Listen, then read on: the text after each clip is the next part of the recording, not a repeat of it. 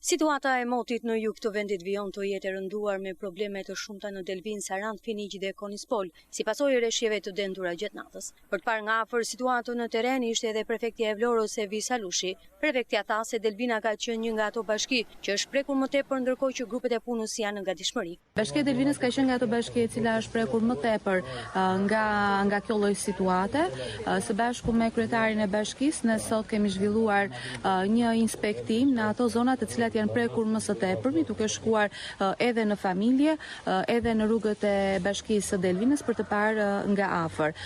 Kryetari i bashkisë së bashku me ekipin e tij kanë qenë në krye të punëve gjatë ditës së sotme, por duke monitoruar ditën e dieshme situatën dhe do të evidentojnë të gjitha ato dëme të cilat janë kryer në mënyrë që të merren edhe masat për të sistemuar dhe për të rehabilituar.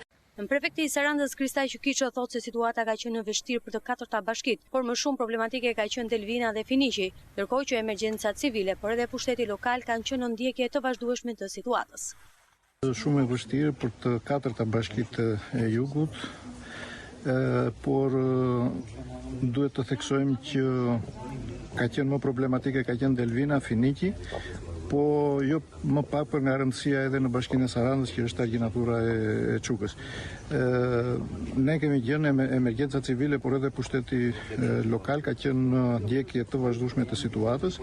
Sot situata duket më shumë e normalizuar, janë hapur rrugët nacionale, janë në kontroll të plot dhe për shkak edhe të rreshjeve të pakta që kanë qenë gjatë ditës së sotme, ka rënë edhe niveli dhe është larguar rreziku nga argjinatura e Çukës që që kishte arritur në nivele maksimale. Kryetari i Bashkisë së Delvinës Besmir Veli thotë se aktualisht po ndërhyet në një segment të rruge që lidh Delvinën me tre fshatra, si dhe në disa lagje të qytetit për t'i rikthyer në normalitet. Gjendja është stabilizuar pasi edhe rreshjet e shiut janë paksuar. Aktualisht jemi duke ndërhyrë në një segment të rrugës që lidh Delvinën me tre fshatrat Lefteror, Kakovdiq dhe Varfaj, dhe aty shumë shpejt kjo rrugë do të jetë në funksion të plot. Gjithashtu jemi duke ndërhyrë në disa rrugë të tjera të lagjeve të ndryshme të qytetit për t'i kthyer në normalitet gjithashtu dhe këto.